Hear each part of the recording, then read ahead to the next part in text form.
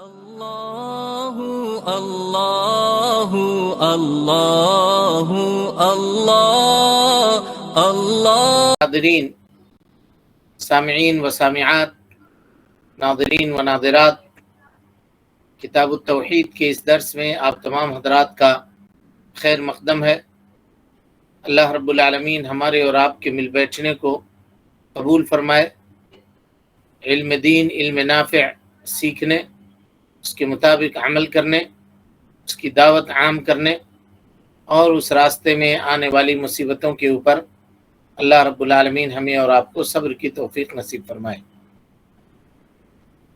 کل کے درس میں آپ کے سامنے تینوں آیتیں جو تھیں، جس کو مصنف رحمۃ اللہ علیہ نے اس بات کے استدلال کے لیے پیش کیا تھا کہ اس امت کے بھی بعض لوگ شرک کے اندر مبتلا ہوں گے، اس کی مکمل تفسیر آپ کے سامنے آئی تھی۔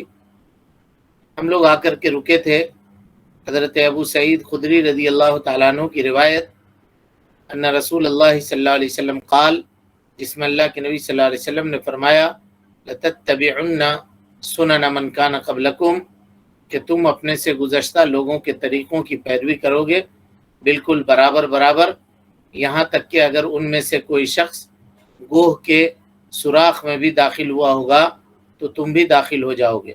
صحابہ کرام نے پوچھا، ہے اللہ کے رسول صلی اللہ علیہ وسلم کون؟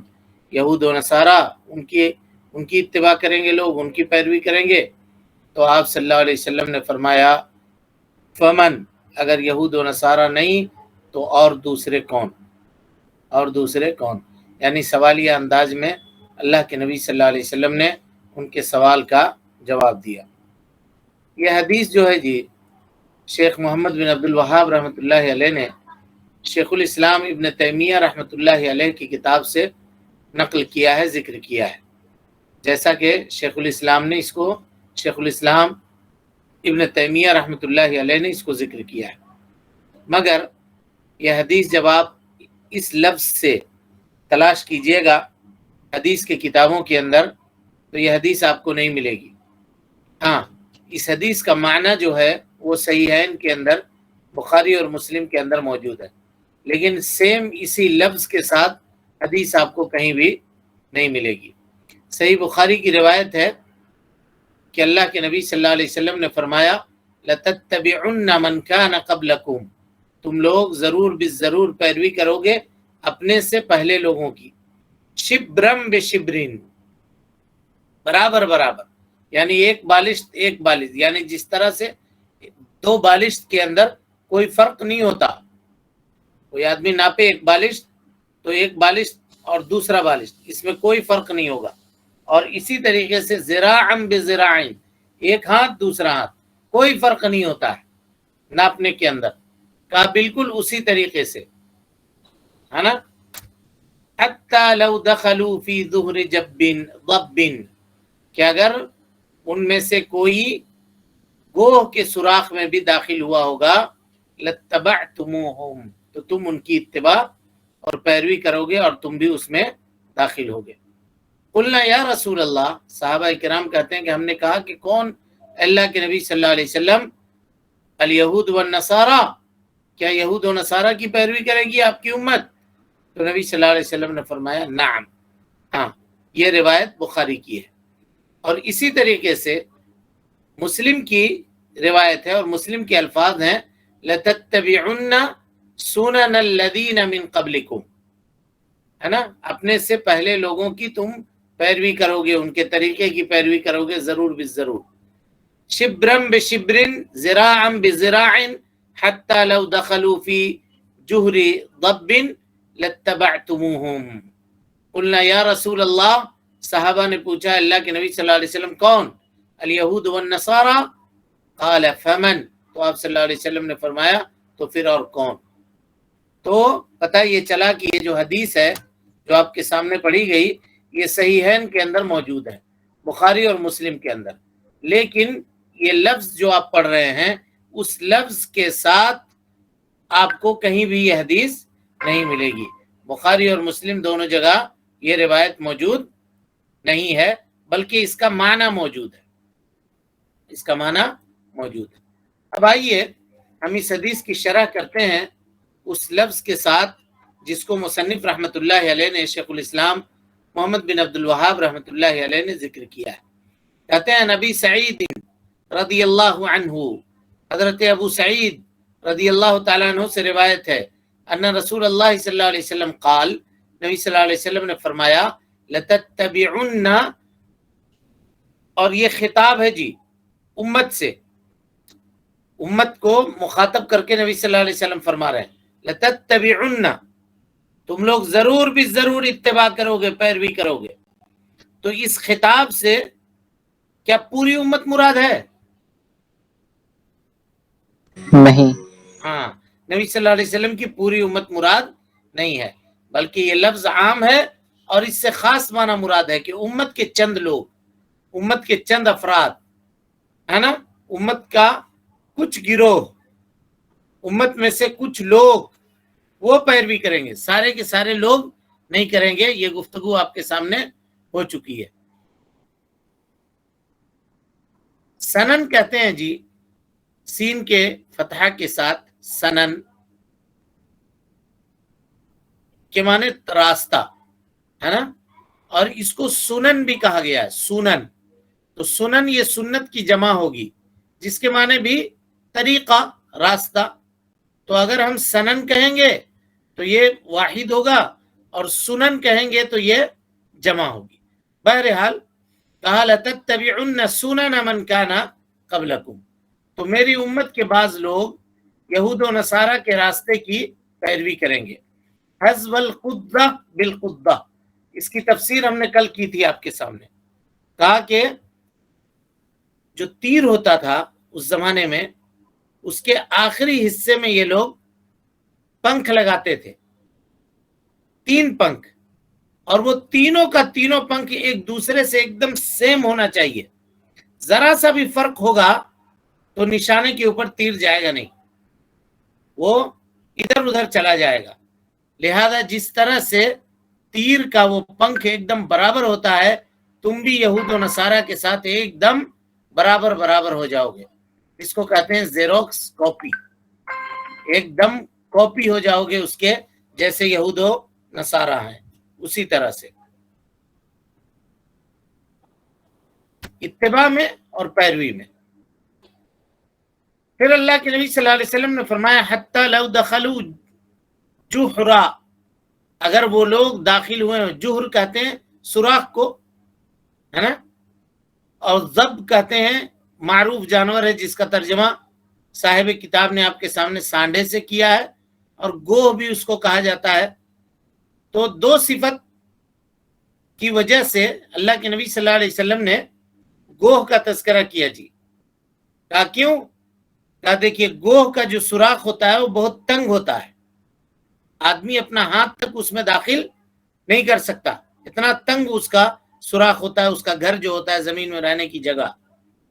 ایک صفت اس کی یہ ہوئی، اور دوسری یہ ہوئی صفت کہ وہ اندر میں بہت گھماؤ ہوتا ہے، اس کے اندر میں بہت گھماؤ ہوتا ہے۔ اور کچھ لوگوں نے یہ بھی بیان کیا کہ دوسرے جو جانور ہوتے ہیں جو زمین میں رہنے والے ہوتے ہیں، وہ ایک طرف سے داخل ہونے کا راستہ بناتے ہیں اور ایک طرف سے نکلنے کا بناتے ہیں، لیکن یہ گوہ ایسا جانور ہے جو صرف ایک ہی راستہ ہوتا ہے اس کے سوراخ کا، صرف داخل ہونے کا، نکلنے کا راستہ نہیں ہوتا ہے۔ اسی لیے جو لوگ اس کا شکار کرتے ہیں وہ اس کے منہ پر آ کر پانی ڈالتے ہیں، بس یہ وہاں سے باہر نکل جاتا ہے، دوسرا راستہ ہوتا ہی نہیں ہے کہ ادھر سے وہ نکل کر چلا جائے۔ ایک تو تنگ ہوتا ہے، اور اس کے بعد وہاں سے نکلنے کا صرف ایک ہی راستہ ہوتا ہے۔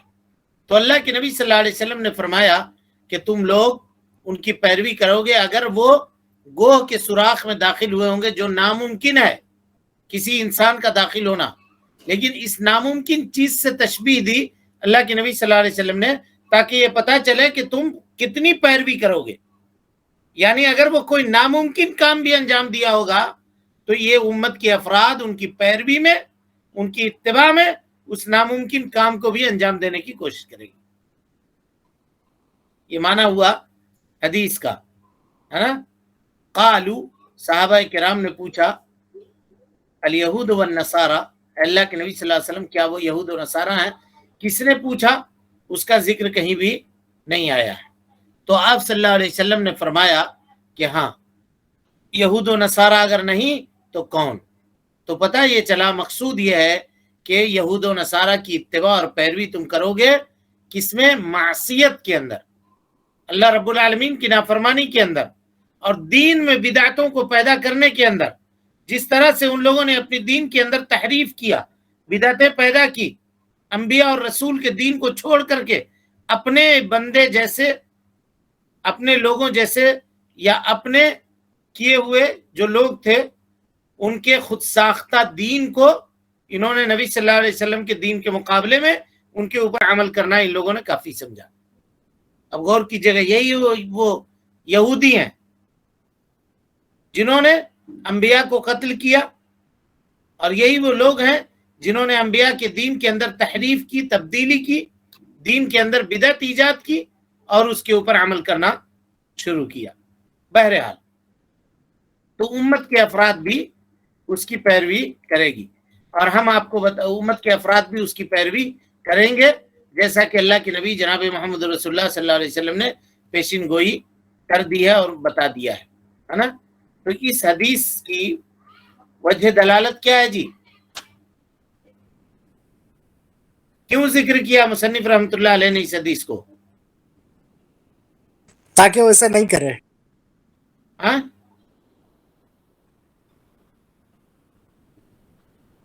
ہاں جی، اس کیا امت میں شرک ہوگا اس لیے۔ بولیے، ٹھیک ہے بولیے۔ اس امت میں بھی شرک ہوگا اس لیے، اس امت میں جیسے بھی شرک یہود ہوگا، نصارہ نے کیا تھا۔ بالکل جیسے یہود و نصارہ کے یہاں شرک ہوا تھا، یہ امت بھی شرک کرے گی۔ یعنی باب سے مناسبت نکالنا پڑے گا دلیل کا۔ تو باب کیا قائم کیا تھا انہوں نے؟ باب ما جاء ان بعد هذه الامه يعبد الاوثان، اس بات کے سلسلے میں بیان کہ اس امت کے بعض افراد بھی بتوں کی عبادت کریں گے، اس کو ثابت کرنے کے لیے اس حدیث کا تذکرہ کیا ہے مصنف رحمۃ اللہ علیہ نے۔ چلیے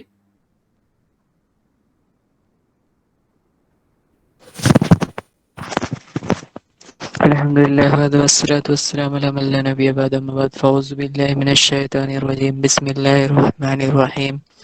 اور حضرت شعبان رضی اللہ عنہ سے روایت ہے کہ رسول اللہ صلی اللہ علیہ وسلم نے فرمایا، اللہ تعالیٰ نے میرے لیے زمین اس حد تک سمیٹ دی کہ میں نے اس کے مشرق اور مغرب دیکھ لیے، اور میری امت کی حکومت وہاں تک پہنچے گی جہاں تک مجھے زمین سمیٹ کر دکھائی گئی، اور مجھے دو خزانے، ایک سرخ اور دوسرا سفید عطا کیے گئے، اور میں نے اپنے رب سے اپنی امت کے لیے یہ دعا کی کہ وہ عام قحط سالی سے اسے ہلاک نہ کرے، اور ان پر کوئی ایسا بیرونی دشمن مسلط نہ کرے جو انہیں تباہ کر کے رکھ دے۔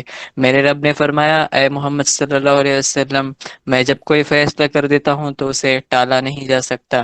میں آپ صلی اللہ علیہ وسلم کی امت کے بارے میں آپ صلی اللہ علیہ وسلم کی یہ دعا قبول کرتا ہوں کہ میں انہیں عام قحط سالی سے ہلاک نہیں کروں گا، اور ان پر کوئی ایسا بیرونی دشمن بھی مسلط نہیں کروں گا جو انہیں تباہ کر کے رکھ دے، اگرچہ سارے دشمن ان کے خلاف متحد اور مجتمع کیوں نہ ہو جائے، البتہ وہ خود آپس میں ایک دوسرے کو ہلاک کریں گے اور قیدی بھی بنائیں گے۔ اس حدیث کو جیسا کہ شیخ الاسلام محمد بن عبد الوہاب رحمۃ اللہ علیہ نے کہا کہ امام مسلم نے اس حدیث کو روایت کیا ہے، یعنی یہ حدیث جو ابھی پڑھی گئی آپ کے سامنے، جس کا ترجمہ پڑھا گیا، اس کو امام مسلم رحمۃ اللہ علیہ نے نقل کیا ہے۔ حضرت ثوبان رضی اللہ تعالیٰ عنہ راوی حدیث ہیں، کہتے ہیں ان رسول اللہ صلی اللہ علیہ وسلم قال، اللہ کے نبی صلی اللہ علیہ وسلم نے فرمایا، ان اللہ زوى لی الارض، اللہ تعالیٰ نے زمین کو میرے لیے سمیٹ دیا ہے نا، اس کے زمین کے کناروں کو میرے لیے سمیٹ دیا، یعنی اللہ تعالیٰ نے اللہ کے نبی جناب محمد رسول اللہ صلی اللہ علیہ وسلم کے لیے زمین کے کناروں کو اکٹھا کر دیا۔ تو آپ صلی اللہ علیہ وسلم نے فرمایا، فرأیت، میں نے دیکھا۔ حدیث کے اندر اس کی وضاحت نہیں ہے کہ اللہ کے نبی صلی اللہ علیہ وسلم نے کیسے دیکھا، کیا خواب میں دیکھا یا آپ صلی اللہ علیہ وسلم جاگتی ہوئی آنکھوں سے آپ نے دیکھا، آپ کو رویت کیسے حاصل ہوئی، اس کا تذکرہ حدیث کے اندر نہیں ہے. بس یہ ذکر ہے اللہ کے نبی صلی اللہ علیہ وسلم نے کہا کہ میں نے دیکھا. اور ہم اس سلسلے میں کوئی بھی بات قطعی طور پر نہیں کہہ سکتے کہ اللہ کے نبی صلی اللہ علیہ وسلم نے کیسے دیکھا. ہو سکتا ہے کہ آپ نے خواب میں بھی دیکھا ہو، اور انبیاء کا خواب جو ہوتا ہے وہ کیا ہے جی؟ سچا سچا وہی ہوتا ہے، وہی کی قسموں میں سے قسم ہوتی ہے نا. تو اللہ کے نبی صلی اللہ علیہ وسلم کے لیے ہو سکتا ہے حالت خواب میں اللہ رب العالمین نے مشرق اور مغرب کو سمیٹ دیا ہو اور آپ صلی اللہ علیہ وسلم نے اس کو دیکھا ہو، ہے نا. یا ہو سکتا ہے کہ اللہ کے نبی صلی اللہ علیہ وسلم نے جاگتی ہوئی آنکھوں سے دیکھا ہو. اللہ تعالیٰ ہر چیز کے اوپر قادر ہے، وہ جو چاہے جیسا چاہے اپنے نبی کو دکھا دے. حقیقی طور پر اللہ رب العالمین زمین کو جمع کر کے اللہ کے نبی صلی اللہ علیہ وسلم کو جاگتی ہوئی آنکھوں سے دکھانے کے اوپر بھی قادر ہے. ان اللہ علی کل شیء قدیر، اللہ رب العالمین ہر چیز کے اوپر قادر ہے، اور اس میں کوئی تعجب کی بات نہیں ہے. نبی صلی اللہ علیہ وسلم نے فرمایا فرأیت مشارقها ومغاربها، ہے نا. سبحان اللہ، غور کیجیے، اللہ کے نبی صلی اللہ علیہ وسلم نے یہ نہیں کہا کہ ہم نے شمال اور جنوب کو دیکھا، ہاں جی، کہا مشرق کو اور مغرب کو دیکھا، شمال اور جنوب کو کا تذکرہ نہیں ہے. یعنی اللہ کے نبی صلی اللہ علیہ وسلم نے مشرقی تمام حصے کو دیکھا اور مغربی تمام حصے کو دیکھا. علماء کہتے ہیں کہ اس میں اشارہ ہے کہ فتوحات جو ہوں گے امت اسلامیہ کے، وہ مشرق کے جانب زیادہ پھیلیں گے اور مغرب کے جانب زیادہ پھیلیں گے بنسبت اس کے کہ شمال اور جنوب کی طرف پھیلنے کے. یعنی اتر اور دکن کی طرف اتنا نہیں پھیلے گا جتنا مشرق اور مغرب کی طرف، یعنی پورب اور پچھم کی طرف یہ چیز پھیلے گی.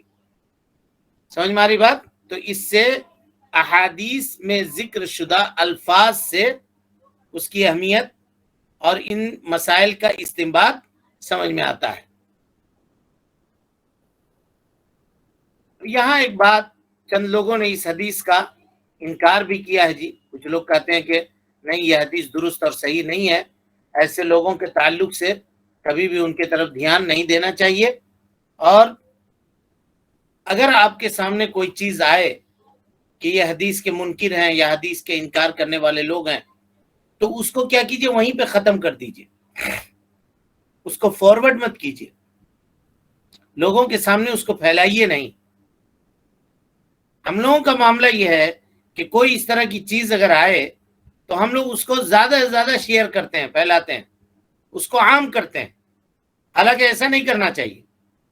اللہ کے نبی صلی اللہ علیہ وسلم کے زمانے میں مشرکین نے نبی صلی اللہ علیہ وسلم کی برائی بیان کرتے ہوئے نعوذ باللہ بہت سارے اشعار کہے تھے. آج ان اشعار کا وجود نہیں ہے، کوئی نہیں بتا سکتا کہ وہ اشعار کہاں ہیں. کیوں؟ اس لیے کہ صحابہ کرام نے اس کو نقل ہی نہیں کیا، صحابہ کرام نے اس کو یاد ہی نہیں کیا، کسی سے بیان ہی نہیں کیا، تو وہ کیا ہو گیا، ختم ہو گیا وہیں. لیکن ہم لوگ کیا کرتے ہیں، کوئی کچھ کہہ دیا بس اس کو اتنا فارورڈ کرتے ہیں کہ دوسرے دن وہ مشہور ہو جاتا ہے اور اس کا شبہ بھی مشہور ہو جاتا ہے. فارورڈ کرنے کا کبھی یہ ہوتا ہے کہ آپ جس کو فارورڈ کر رہے ہیں اس کے پاس ضعیف ہے، اس کا ایمان کمزور ہے، یا اس کے سمجھ اتنی نہیں ہے جتنی آپ کے پاس ہے، اتنا علم اس کو نہیں ہے جتنا آپ کے پاس ہے. تو وہ کیا ہوتا ہے، وہ شبہ اس کے دل کے اندر بیٹھ جاتا ہے. اور اس کا ذمہ دار کون ہوا؟ آپ ہوئے، کہ آپ نے وہ میٹیریل اس کو فارورڈ کیا جس کی وجہ سے گمراہ ہوا وہ آدمی. لہذا ہم کو اور آپ کو اس عمل سے، اس کام سے اجتناب کرنا چاہیے اور بچتے رہنا چاہیے. صحابہ کرام رضوان اللہ علیہم اجمعین نے احادیث کو نقل کیا، اور اللہ رب العالمین نے جس طرح سے قرآن مجید کی حفاظت کی ذمہ داری لی، ویسے ہی اللہ رب العالمین نے احادیث مصطفیٰ صلی اللہ علیہ وسلم کے حفاظت کی ذمہ داری لی. بہرحال کہا اللہ کے نبی صلی اللہ علیہ وسلم نے وَإِنَّ أُمَّتِي، بے شک میری امت. یہاں امت سے مراد کون امت ہے جی؟ امت کی دو قسم کل میں نے بتایا تھا نا آپ کے سامنے.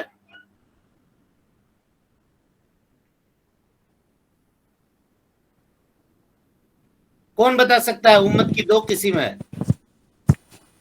امت دعوت اور امت اجابت، امت دعوت، امت دعوت اور امت اجابت. اجابت. امت اجابت. یہاں پہ امتی سے کون سی امت مراد ہے؟ اجابت. امت اجابت مراد ہے.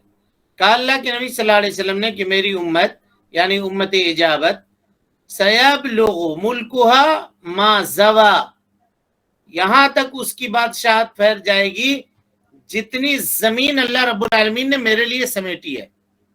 اور ایک دوسری روایت میں ہے ما زوی علی منہا، یعنی جتنی زمین میرے لیے سمیٹی گئی ہے میرے امت کے افراد کی حکومت وہاں تک پہنچے گی. پھر اللہ کے نبی صلی اللہ علیہ وسلم نے کہا وَأُعْتِيتُ الْكَنْزَيْن، مجھے دو طرح کے خزانے دیے گئے. الاحمر، احمر سے مراد سونا، والابیض، ابیض سے مراد چاندی. احمر کہتے ہیں سرخ کو، تو سونا سرخ ٹائپ کا ہوتا ہے سونے کا کلر، اس کو سرخ سے تعبیر کیا، اور ابیض چاندی اس کو سفید سے تعبیر کیا ہے نا.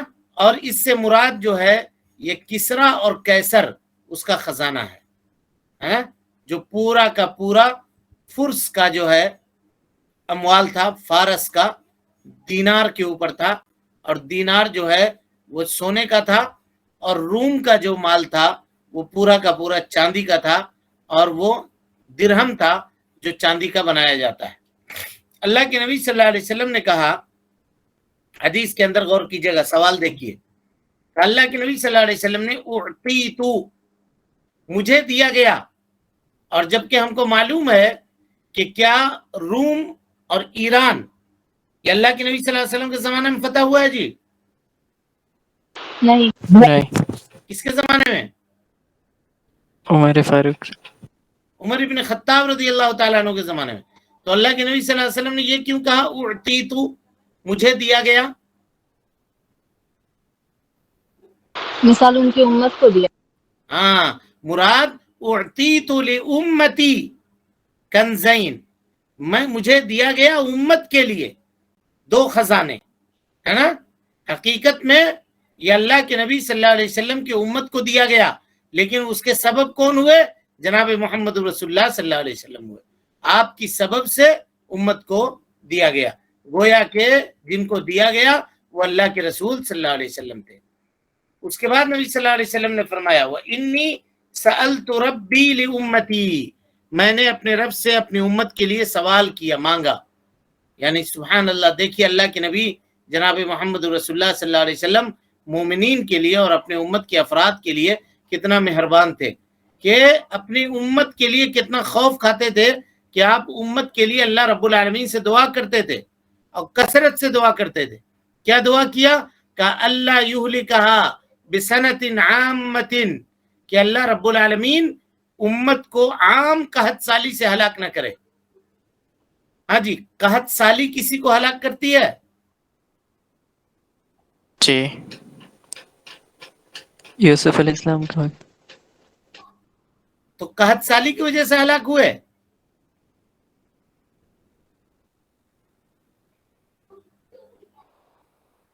ہاں جی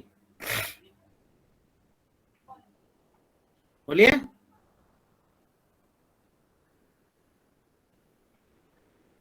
نہیں سمجھے سوال؟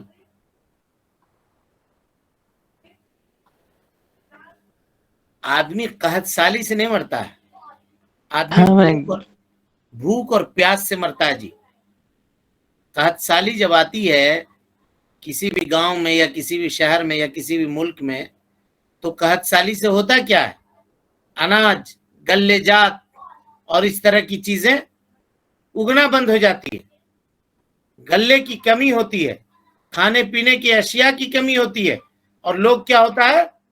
بھوک سے لوگ مرتے ہیں، بھوک سے لوگ مرتے ہیں. اسی لیے ابن ماجہ کی روایت میں ہے اللہ یہلکہا بجوع عام، اے اللہ رب العالمین عام بھوکمری کو میرے امت کے اوپر مسلط مت کر. یعنی بھوکمری سے مراد قحط سالی ہے. قحط سالی سبب ہے بھوکمری کا، اور پیاسا ہونا آدمی کا، بھوکا ہونا آدمی کا، یہ سبب ہے کس چیز کا جی؟ ہلاکت کا. اس لیے کہ جب قحط سالی پائے جائے گی تو بھوک اور پیاس بھی پایا جائے گا، اور لوگوں کی ہلاکت بھی ہوگی، لوگوں کی ہلاکت بھی ہوگی. تو پتہ یہ چلا کہ اللہ کے نبی صلی اللہ علیہ وسلم نے یہ دعا مانگی کہ اللہ رب العالمین میری امت کو عام بھوک سے، عام پیاس سے ہلاک مت کر. اور یہ دعا پوری امت کو عام ہے جی. اور اسی طرح سے آپ صلی اللہ علیہ وسلم نے دعا کی، کہا اللہ رب العالمین اللہ یسلط علیہم عدوا من سوا انفسہم، یعنی کفار کو ان کے اوپر اے اللہ کے نبی اے اللہ رب العالمین، یا نبی صلی اللہ علیہ وسلم نے دعا کی کہ اللہ رب العالمین کفار کو میرے امت کے اوپر مسلط مت فرما، میرے امت کے اوپر مسلط مت فرما. لیکن اللہ کے نبی صلی اللہ علیہ وسلم نے یہاں کہا من سوا انفسہم، کیا انہی میں سے؟ تو یہ استثناء کیوں کیا؟ وہ اس لیے کیا کہ اس سے پہلے اللہ کے نبی صلی اللہ علیہ وسلم دعا مانگ چکے تھے، لیکن اللہ رب العالمین نے اس دعا کو قبول نہیں کیا تھا کہ امت کو کوئی باہر سے دشمن آ کر کے پورے طور پہ ہلاک نہیں کر سکتا، لیکن آپس میں جب ان کے معاملے الجھ جائیں گے تو یہ آپس میں ایک دوسرے کی گردن ناپیں گے. آپسی دشمنی ایسی ہوگی کہ کسی باہر کے دشمن کی ضرورت نہیں ہوگی. اور آج اس چیز کو آپ اپنی آنکھوں سے دیکھ سکتے ہیں، کس طرح کا معاملہ کر دیا لوگوں نے.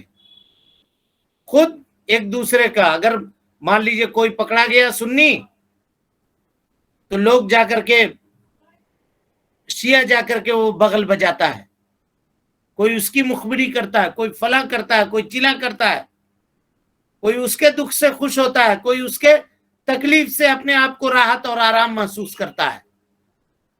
یہ آپسی معاملہ ہو گیا کہ ایک مرتبہ جب امت میں تلوار نکال لی جائے گی تو پھر وہ دوبارہ کمان کے اندر تلوار واپس نہیں جائے گی. وہی معاملہ ہے. آپسی معاملات اس طرح سے الجھ کر کے رہ جائیں گے کہ یہ لوگ آپس میں اپنے ایک دوسرے کی گردن ناپنے لگیں گے. ہاں، کفار کا غلبہ ایک شہر میں ہو سکتا ہے، 2 شہر میں ہو سکتا ہے، لیکن پوری مجموعی طور پر پورے امت کے اوپر یہ لوگ مسلط نہیں ہو سکتے، کبھی بھی مسلط نہیں ہو سکتے. کیونکہ اللہ رب العالمین نے اللہ کے نبی جناب محمد رسول اللہ صلی اللہ علیہ وسلم کے اس دعا کو قبول کیا ہے، اس دعا کو قبول کیا. تو اس لیے اللہ کے نبی صلی اللہ علیہ وسلم نے یہاں پر استثناء کیا اور کہا کہ ان کے اوپر کوئی دشمن ایسا مسلط نہ کر جو ان کے علاوہ ہو، یعنی کافروں میں سے ہو.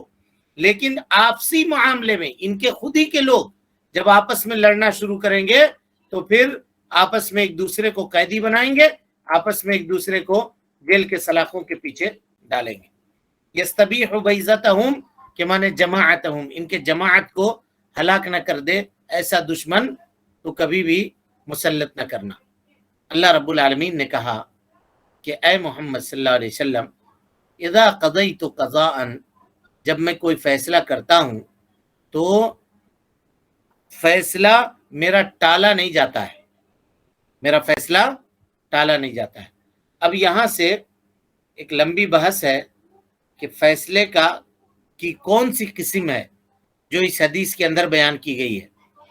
اللہ رب العالمین کے فیصلے کی کون سی قسم ہے، اور کیا یہ فیصلہ اس حدیث سے ٹکراتا ہے جس میں یہ کہا گیا، اللہ کے نبی صلی اللہ علیہ وسلم نے فرمایا کہ تقدیر دعا سے بدل جاتی ہے. اللہ تعالیٰ کہہ رہا ہے کہ میرا جو فیصلہ ہو جاتا ہے وہ بدلا نہیں جاتا. تو پھر اس حدیث کا کیا مطلب ہے کہ دعا سے تقدیر بدلتی ہے، یا پھر صدقہ و خیرات کرنے سے آدمی کی عمر میں اضافہ ہوتا ہے، یا پھر صلہ رحمی کرنے سے، ماں باپ کی خدمت کرنے سے آدمی کی عمر میں اضافہ ہوتا ہے.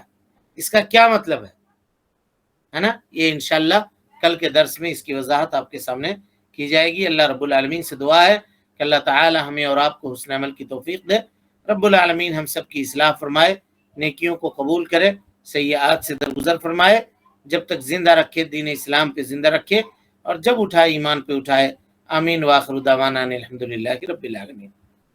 कोई सवाल है किसी के पास? बस है कि ये किसी की घर के अगर बेटे उसके ऊपर लान तान करना सास के लिए जायज है या क्या है, बता दीजिए आप।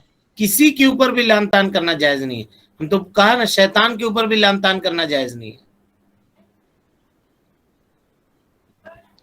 नहीं है जायज।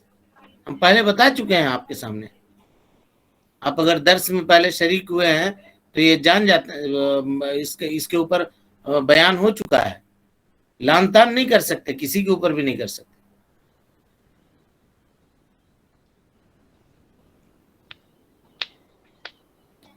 और कोई सवाल है किसी के पास? शेख, दरूद शरीफ की जो फजीलत जुमा के दिन है, तो क्या वो दूसरे अय्याम में भी वो सेम फजीलत है? हर वक्त उसकी वही फजीलत है, बस जुमा के दिन कसरत से दरूद पढ़ना ये मसनून है। लेकिन आदमी जब कभी पढ़ेगा दरूद तो उसके ऊपर 10 रहमतें नाजिल होंगी और उसके 10 गुनाह माफ होंगे, 10 दर्जात बुलंद होंगे। अल्लाह रब्बुल आलमीन उसके ऊपर 10 रहमत नाजिल करेगा। ये उसको हर वक्त हासिल होगा। इसके लिए मतलब ये जुमा जुमा का के दिन दिन खास नहीं है। जी नहीं नहीं, जुमा के दिन खास नहीं है। शेख, जैसे मशरिक और मगरिब, आप जो हदीस गुजरी उसमें मशरिक और मगरिब का तस्करा है, कुरान में भी मशरिक और मगरिब का ही तस्करा है, तो ऐसा क्यों शमाल और जुनूब का तस्करा क्यों नहीं है? शमाल और जुनूब में इतनी आपकी उम्मत की का असर और रसूख नहीं फैलेगा, ये मतलब है कि आपकी जी उम्मत जी, वो तो उम्मत जो फैलेगी वो मशरिक और मगरिब में फैलेगी, शमाल और जुनूब में उतना नहीं फैलेगी। जी, कुरान में भी जैसे आया है तो सिर्फ मशरिक और मगरिब, जैसे रहमान से मशरिकैन मगरिबैन है, तो जुनूब और शमाल का तस्करा नहीं है, वो सवाल है मेरा। नहीं है, वही उलमा ये बयान करते हैं, उसकी तौजीह यही करते हैं जो हमने बताया। वैसे भी साउथ पोल और नॉर्थ पोल में कुछ है नहीं ज्यादा, सब आ ही जाता है मशरिक मगरिब, है ना? एक मिरेकल है, ऊपर नीचे नहीं है ज्यादा कुछ। वही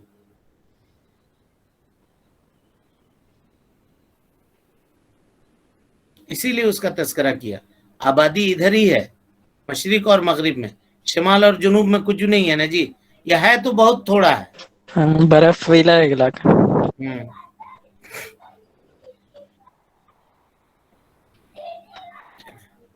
अस्सलाम वालेकुम शेख। वालेकुम सलाम जी। शेख, बच्चे के पैदाइश में बच्चे के कान में अजान देने का जो मसला है, तो उसमें अजान दिया जा सकता है या मना है? देखिए भाई, इसमें उलमा ने बहुत कलाम किया है। बहरहाल हम जहाँ तक मेरी नाकिस इल्म है वो ये है कि अल्लामा अलबानी रहमतुल्लाह अलैह जैसे जरी आदमी भी जो यानी हुक्म लगाते हैं और बेबाक हुक्म लगाते हैं अमल के ऊपर, तो वो भी इस हदीस को, जो अबू दाऊद की रिवायत है जिसको ज़ईफ़ कहते हैं, वो ज़ईफ़ है वो रिवायत, अज़्ज़ना रसूलुल्लाह सल्लल्लाहु अलैहि वसल्लम उदुनिल हसन वल हुसैन, हाँ, तो इसको ज़ईफ़ कहते हैं। बावजूद इसके वो इस अमल को बिदअत नहीं कहते हैं। इस अमल को अल्लामा अलबानी रहमतुल्लाह अलैह भी बिदअत नहीं कहते हैं। कहते हैं उम्मत का तामुल है इसके ऊपर, शुरू से लोग ऐसा करते आ रहे हैं। तो अगर इस बात को देखते हुए कोई आदमी करना चाहे तो उसमें कोई हरज की बात नहीं है। लेकिन ये नहीं कह सकते कि अजान देना ज़रूरी है, और जो देता है उसको आप बुरा भला भी नहीं कह सकते हैं। और अगर नहीं दिया जाए तो कोई दिक्कत नहीं है सर? बोले ना, कोई हर्जा नहीं है। ना दे तो आप उसको ये नहीं कह सकते हैं कि गलत किया, और जो दे दिया उसको भी आप नहीं कह सकते हैं कि गलत किया, क्योंकि जैसे लोग ऐसे कहते हैं कि जैसे पैदाइश में अजान दे दिए और मैयत जब होता है, मिट्टी जब देने जाते हैं, तो वहाँ उस वक्त अजान कोई नमाज असल होता है। नहीं है, उसकी कोई असल नहीं है, उसकी कोई असल नहीं है। अजान देने के बाद जो नमाज होती है उसमें रुकू और सजदा होता है। जनाजे में क्या रुकू और सजदा होता है क्या? नहीं सर। नहीं। फिर और ये कौन बात हुई कि अभी अजान दिया और कब नमाज पढ़ी जाएगी ये पता ही नहीं है उसको। तो ये सब बात बनाने वाली बात है। لوگ کہتے ہیں ویسا، وہ اس طرح کی کوئی بات نہیں، لیکن ہم جس چیز کی طرف مائل ہیں وہ یہ ہے کہ اذان دے دینا چاہیے، ہے نا؟ جی سر. مطلب ہم سے اگر میری ذاتی رائے پوچھے گا تو یہی ہے. ٹھیک ہے، اور کوئی سوال ہے جی کسی سر. کو؟ ٹھیک ہے پھر، السلام علیکم ورحمۃ اللہ وبرکاتہ. اللہ اللہ اللہ اللہ اللہ اللہ اللہ اللہ اللہ